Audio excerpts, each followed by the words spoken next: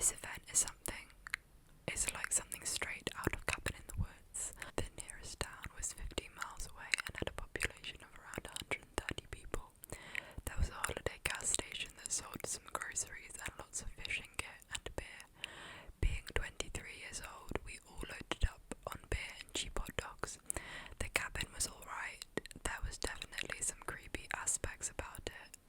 In the living room were troll dolls under glass, which immediately gave me the creeps, as it would most people. The first day was fine. We grilled, drank and smoked cigars like we were kings. Day 2, we went to a bigger city and bought lots of actual groceries for the week. The night of day 2, though, some sketchy, creepy things started to happen. My friend and his girlfriend had gone to bed, and us 3 remaining friends decided to stay up for a bit. Around 11 p.m. we started to hear what sounded like a woman laughing outside in the backyard of the cabin. This was spooky, but being on a lake, sound could travel a long way, so I didn't let it bother me too much. It was when we started seeing what looked like lights in the woods, then I started to lose my cool.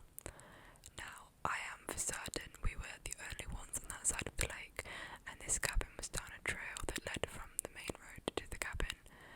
This trail was a quarter of a mile or better long and had a real spooky looking cabin full of boxes and bicycles along this trail.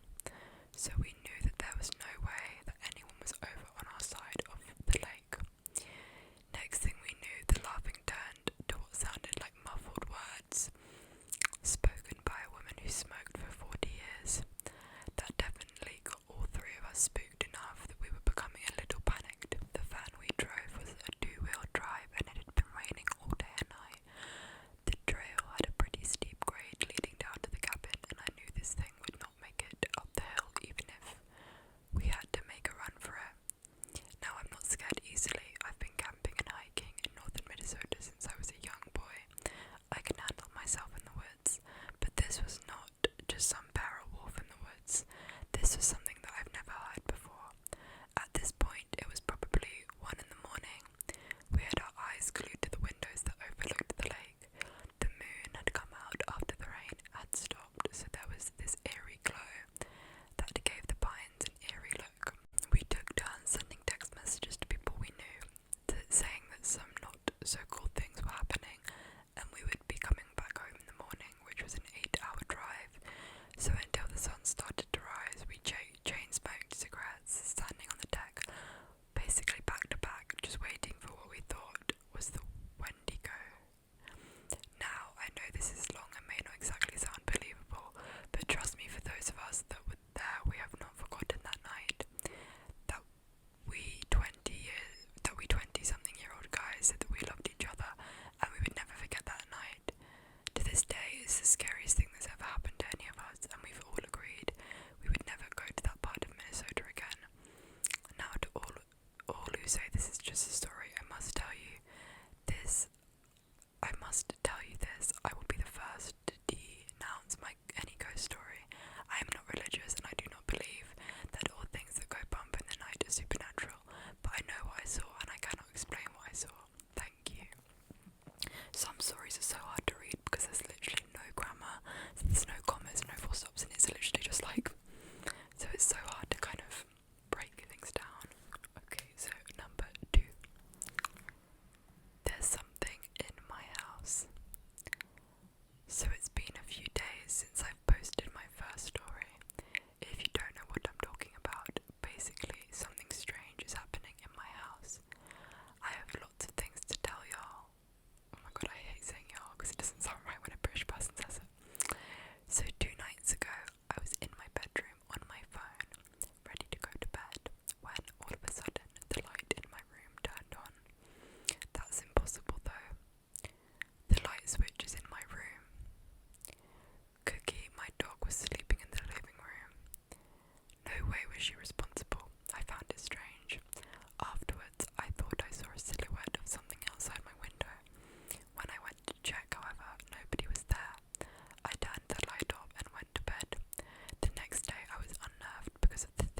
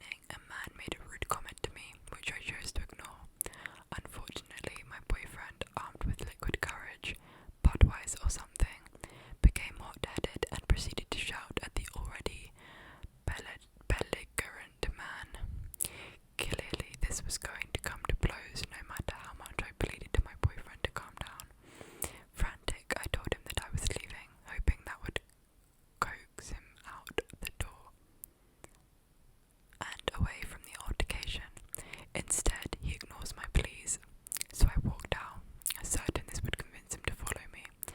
Once outside, I continued to walk up the deserted street. It was getting close to 2 a.m. when bars would close, and many patrons had already gone home.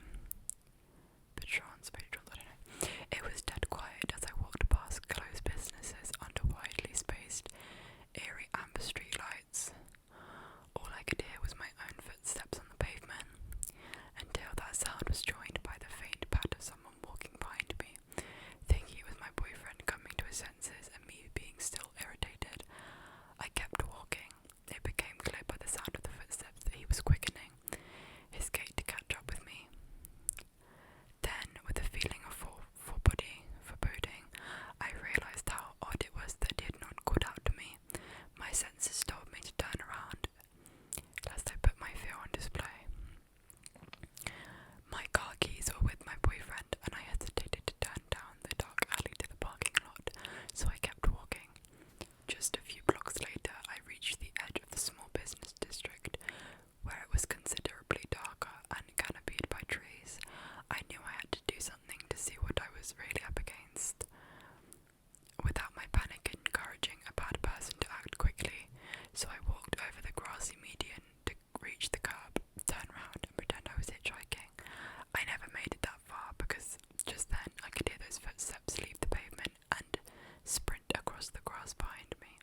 All of a sudden I had a large blade at my throat and a man was gruffling, demanding I walk to the back of a vacant house which we tussled in front of. My screams and attempts to run were fruitless as he threw me down and dragged me. Once behind the house on the ground, knife still at my throat, held by the man's one hand and the other attempting to remove my clothes, I finally got a look at my attacker. His very dark eyes were glassed over and betrayed enraged determination. His complexion was pale and sallow. He had stringy black hair and pronounced cheekbones. Out of options, I decided to put my hand around the blade, calm down and talk for my life. It took what seemed forever, but something I said must have clicked with him, and he got up and ran across the street. Not wanting him to get away, and with a reasonably safe distance, I called out to him and asked him if he wanted to join me at the local pub to talk, where I was going to scream for help. He turned around and appeared to be considering it. When he abruptly turned and continued to run. At the police station a few minutes later, I discovered that another girl had been attacked too, and had jumped from a moving car to escape. A composite artist did a drawing and we gave our statements. Weeks later, I saw the man that had a similar appearance, but I was not certain. Sometime later, a budding, prolific serial killer began his rapes and murders in a neighbouring city. I compared the similarities between my attack and those of the girls with a much less fortunate outcome. But when he was eventually caught, the man looked nothing like my assailant. He was sentenced to prison for many years. Flash to decades later, after I moved to a completely different state, I was sitting in my home working at my computer, absently listening to a true crime program on television. I was mildly more interested when it turned out to be about the serial killer back in the city near my hometown. I said mildly because I already knew about the murders and the arrest. I knew the killer was in prison for life, or so I thought. My heart began beating faster when the documentary revealed something I didn't know. The conviction of the supposed killer was overturned many years later, when a new suspect was learned to be the true culprit. This man was also sentenced to life. At that moment, a photo of the true murderer appeared on the screen. Though older and having gone bald, there was no mistaking his eyes.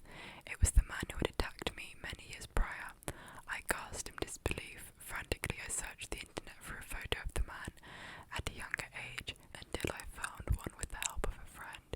There was no doubt left in my mind. To this day, I remember his breath on my neck, feeling no pain from the cuts on my hand from the knife blade until after I was safe.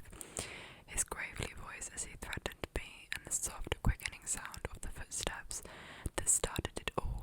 I was so very fortunate to escape, humbly due to my own initiative, but likely assisted by the fact he was early in his career.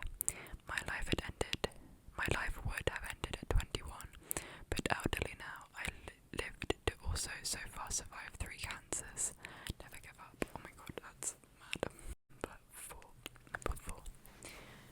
Still scared from this. It was about 3 to 4 years ago. It was the first night in our new house. I was about 10 at the time, and my brother was around 9. I spent about till midnight crying because it was pitch black and the rain was banging on the windows. My brother suddenly started quietly talking in his sleep, but I wasn't too scared because I had heard him before. It was the thing he had said which scared me. He said, "It's coming for me." At that point I started to get a bit scared and had that weird sudden cold rush you get when you heard something or saw something bad. This is the least scary part though. He then started to move quite intensely in his bed, turning from side to side and shaking his legs. I was still crying and was kind of just laid still in my bed. He then stood out of his bed and started walking around, and I whispered to him, "Are you okay?" He then stared right into my eyes and walked towards me, and he just said, "Mummy." At this point I was really freaked out. He then walked into the middle of the room. Again looked up and shouted really loudly, "It's jumping over me, it's coming." He then ran out of our room. We slept in the same room at the time, and started shouting for our granddad. He just ran down the stairs shouting over and over again while crying a lot. I was obviously scared for my life at this point, but then he just stopped all of a sudden. I got out of bed and stood and went to run for my parents. I turned to look down the stairs and just saw him staring back at me. I shouted for my parents, but it was just silent. The rain still pouring on the windows. He then just stood up and walked back to bed and fell asleep. I went to see my parents, but they thought I was joking and said I was just having a nightmare. I got into bed with them and I just laid there with my eyes shut until I heard the stairs creak from my room. My parents had fallen back asleep and I opened my eyes. My eyes still not adjusted to the dark, and I could see a figure staring around the door. I thought it was just my eyes adjusting until I turned the lamp on next to me. All I remember of it was just as tall as the door, had no arms and huge, round, dark eyes just staring back at me. I shook my dad to wake him up and he looked up and I said to him, "There is something there," to which he replied, and I'm not joking, "I know." This was one of the, if not the scariest moments of my life, and I'm not kidding. My brother could not remember any of that night, and my parents just said it was a bad dream, but I know that it was 100% not a dream, and I saw it with my own 2 eyes. Okay, that's really, really creepy, the fact that the dad just said, "I know." Okay, this is the last one, number 5. The man outside. About 4 months ago, I began to hear strange things from friends around my neighbourhood. For context, I am 17 and live in a nice and expensive neighbourhood with my mother and sister. Around 5 every day, I would take my dog out to a nearby park where there would be around 5 to 10 people there with their dogs every day at the same time. I would have casual conversations with the occasional political argument, but for the most part it was all very casual and relaxed. One day I arrived at the park with my dog, who was eager to play. I walked in and said hello. I knew almost everyone there and had memorized all the names of the dogs. I walked into a conversation about strange occurrences that had been happening in the neighbourhood. I hear first-hand accounts of strange and terrifying things that have been happening in people's backyards. I hear about someone who swears they say someone run through their backyard in the middle of the night. I hear someone say they walked out to their backyard to find a dead squirrel and human shit. I also hear about one guy who says he walked out with his dog into his backyard at night only for his dog to start frantically barking and cowering for no apparent reason. All these people live around 30 seconds away from me, so naturally I was interested and quite worried. I get home that day and talk to my mother about all of this, and she tells me how she has been seeing many sketchy people around lately. At the time, I had been given lots of homework from school, so I ignored it, hoping nothing would happen to us.